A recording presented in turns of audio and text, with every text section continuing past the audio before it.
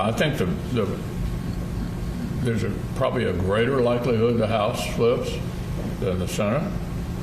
Senate races are just different. They're statewide. Candidate quality has a lot to do with the outcome.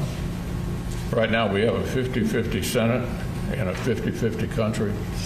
But I think when all is said and done this fall, we're likely to have an extremely close Senate, either our side up slightly or their side up slightly. And that was Senate Minority Leader Mitch McConnell, lukewarm on the chances that Republicans will take control of the upper chamber this November.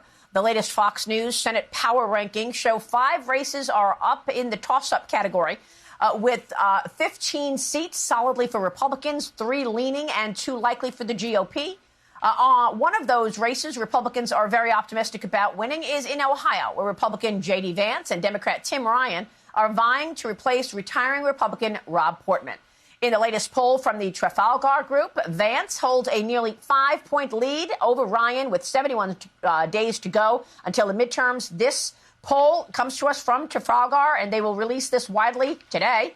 This has not been out there yet. Joining me right now is Ohio Senate Republican candidate J.D. Vance. He is also the author of the best-selling memoir, Hillbilly Elegy. Great to see you, J.D. Thanks for being here. Thanks for having me. So how would you characterize your race right now? What is most important to the Ohio voters, in your view? Yeah, Maria, I think we're in a really good spot here in Ohio. You know, the problem that my Democratic opponent, Tim Ryan, has is that he tries to be one thing on his TV commercials, but his voting record and his public statements just don't back it up. And so, you know, on the one hand, he criticizes mildly Joe Biden's debt forgiveness plan for college students. On the other hand, he voted for the exact same thing 2 years ago. And you can't just flip-flop on every position that you've held over the last 2 years and expect people to take it seriously. So I think we're in a good spot against Tim Ryan, but we got a lot of work to do.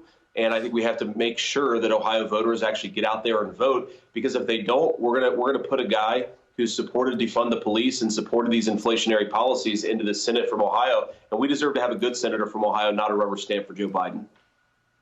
A political action committee with close ties to McConnell is launching a $28 million advertising campaign in Ohio beginning on Labor Day.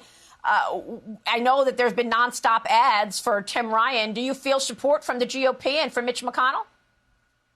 You know, I think it's really important for Republicans to unite. You know, I won the primary. Not everybody was happy in the Republican establishment that I won the party, but I did. And I think that it's time for us all to unite. And certainly I'm very happy to see some of the national Republican groups coming into the state, because the national Democratic groups and donors have been behind Tim Ryan the entire summer. The only reason this guy has even a little bit of a chance is because he's been parading these TV commercials around with unlimited national money, pretending that he's something that he's not. We've just got to tell the truth about him. And I think both our campaign and also the National Party is going to do that in the next couple of months, which is one of the reasons why I'm so confident about where we are.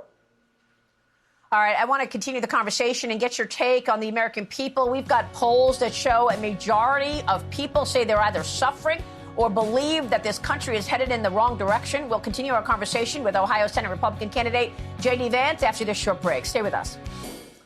Well, welcome back, and we are back with Ohio Senate candidate J.D. Vance. And, J.D., it's surprising to me that the Republicans are not doing better in the Senate polling that we see, given that everywhere you look, there's another fire to be put out. We've talked about crime and inflation this morning, and certainly corruption, but there's also this wide-open border. You have to believe that this is a real dereliction of duty now that 2 million people have been apprehended. Another 1 million people have gotten away. We don't know their intentions. And then, of course, there's the illicit drugs coming through. Your thoughts on the impact on Ohio? Well, it's hugely negative, Maria. And this is one of the things that really bothers me about Tim Ryan. You know, he says he stands for the working man. But what about millions of illegal migrants coming across the border and competing with working people for their jobs? What about the fact that Ohio is the third leading state when it comes to opioid overdose deaths? You know, these guys say that we've got to show compassion for illegal migrants. And of course we do, but let's show some compassion for our own citizens. Let's actually secure the border so that we don't have 100,000 Americans dying of fentanyl overdoses. Joe Biden and Tim Ryan have basically turned the U.S. southern border into the drug and sex trafficking capital of the world. We have got to shut this down.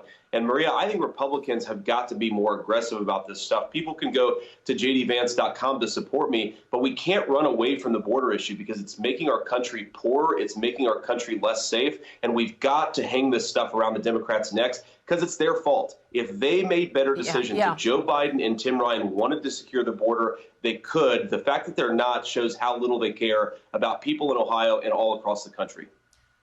Well, we were just showing pictures of when I visited the border a couple of weeks ago for the 5th time, and I went to the Texas Crimes Lab, where they get the guns and the drugs that they have seized, and it was absolutely extraordinary. And I have not heard Joe Biden mention the word fentanyl once, unbelievably.